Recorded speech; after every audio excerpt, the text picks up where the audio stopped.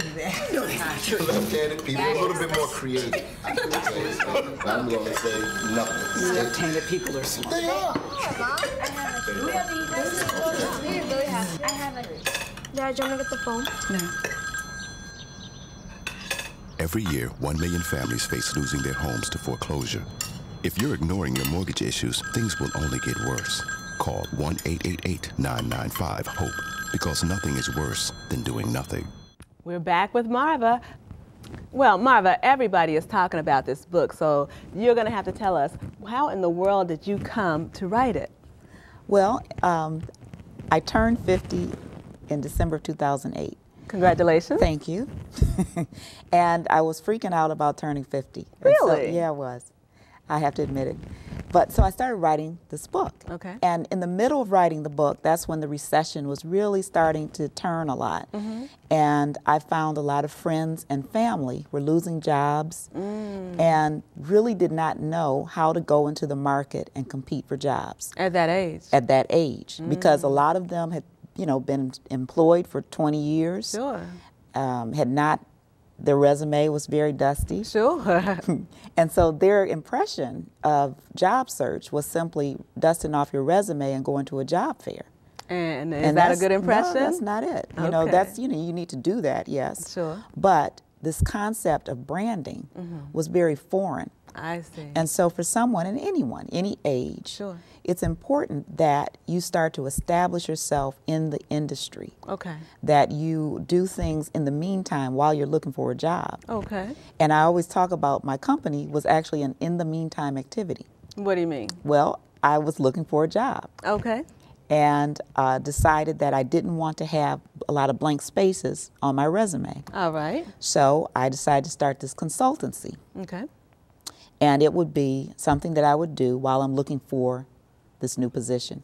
Sure. And after about 3 or 4 months, I decided, well, this is pretty good. I'm not going to become a bag lady, so maybe we should make a go of it.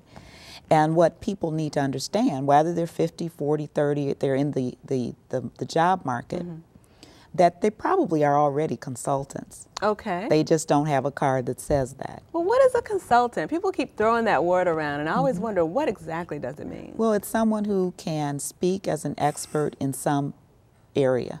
Okay. That they have been educated in or have experience in, and they can offer themselves or offer their services to other people. All right. Okay. Is it simple as that? It's that simple. Okay.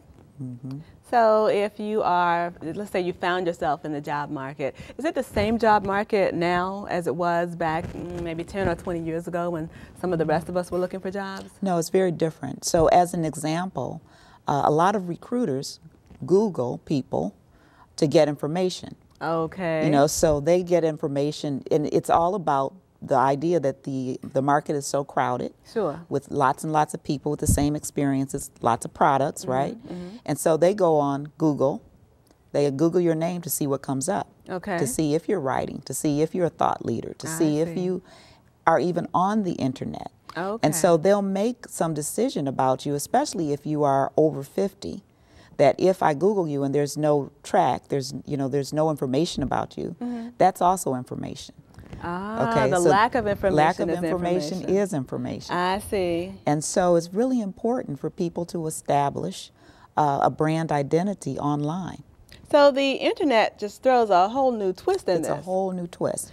And so you can use it to your advantage by writing articles or by having a profile, a professional profile, you know, one that represents you well. Is that like the social media? Social media is the answer, I believe, to all of our woes. Oh my goodness, okay. So is that like LinkedIn and Facebook and all those things? And in fact, I have a chapter in the book that talks about using social media. I see. And when I first started using social media, what you do is, of course, you create your profile. Sure.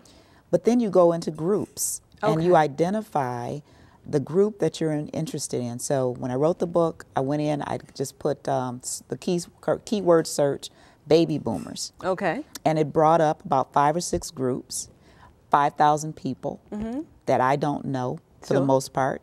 And I asked a question. And the question was really around, you know, where are some venues other than AARP, because I figured everyone would say AARP, that I might either speak at a conference or sell the book. Okay. I received 30 different responses. 30? 30 responses. I think that's a lot. It was fabulous. Out of that, I did a radio interview. I conducted 2 webinars for Georgetown University's alumni group. Wow. I was associated with several different websites, and it continues to sort of percolate because there are all these different people that have been just generous in their response to you. And that's just from Facebook? That's from LinkedIn. Okay. And so what I always suggest that if you are looking for a job, if you are looking to, grow your business, you must engage in the social media. Okay. You have to have a LinkedIn profile, but don't just put the profile up there. Get active by asking questions and answering questions. I see, but you have to ask as well as answer. Because that is an excellent way to brand yourself. Because people start to see you, they start to see your responses, they start to think of you as a thought leader in your industry. And that's really what we want. Well, that's certainly what's happening with this book because everybody's talking about it. I see you even have the AARP on the cover of the book. I do. And it's a brand association, great brand. Mm-hmm. And the other thing that, I want people to pay attention to is it says after age 50. You don't really have to be 50 to benefit from the book. Mm-hmm. But the minute you can narrow your niche, mm-hmm. and this is in job search, business, anything, if you narrow your niche, then you attract the target audience. Right. And so just by narrowing that niche to after age 50, when I published the book, I self-published it, 3 months later, AARP purchased 1,500 copies of this book. Wow. Because it was a very narrow target market. Sure. Sure. And that's something that people in that target market would definitely benefit from. Exactly. And they will pick up the book and say, this is for me. Let me take a look at it. The other thing that I did was I went out on social media. Okay.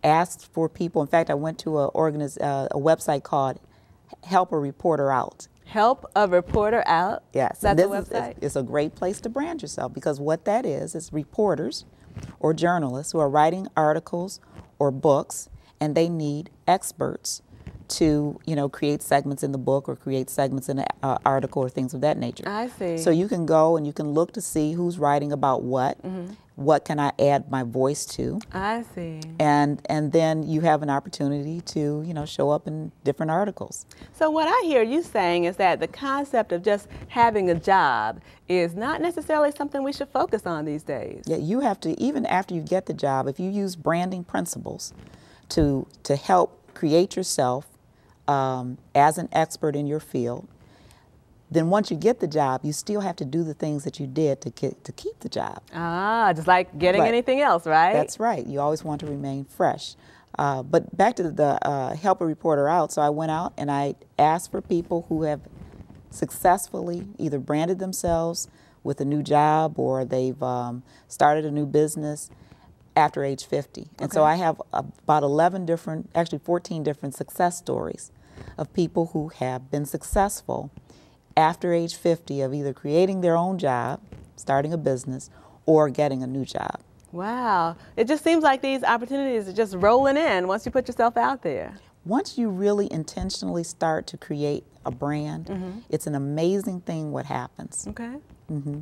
Fantastic, fantastic. So, okay, we buy the book and we read it, and how do we apply the principles? Now, here's the thing. It's not just about reading the book. It's not? In fact, if I can show there are lots of spaces in the book for you to write. And that's one of the things that I talk about is, so there's lots of exercises. Okay.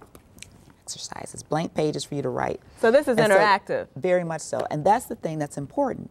It's important that you read a book with a pencil. Okay.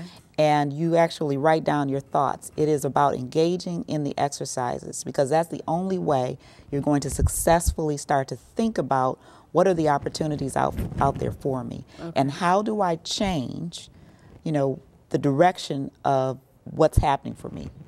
How do I change the trajectory of my life to make sure that it is accomplishing the goal that I want.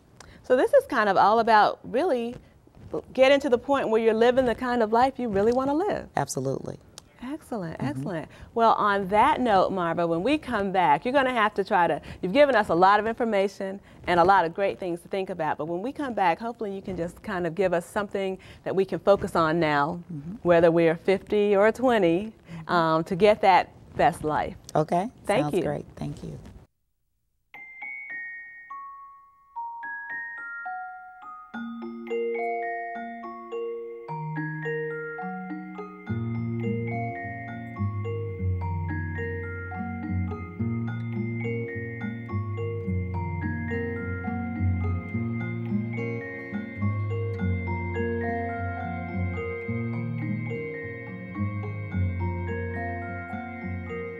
In the event of a car crash, 3 out of 4 kids are not as secure as they should be because their car seats are not used correctly.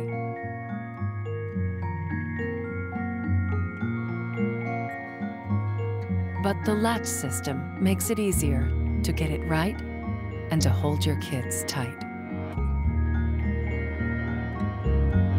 Anchor, tether, latch. Learn more at safercar.gov. We're back with Marva. Marva, obviously reading this book and applying these principles are going to be good for us whether we want to get another job, start a business, or really just kind of live our best life. So what can you leave us with right now that we'll know how to make this happen? Okay, so 3 things to think about. Okay. First is you absolutely have to figure out what distinguishes you from the competition. And so that's the hard part. That's the hard part. Or you can put a stake in the ground and say, this is what I want to be known for.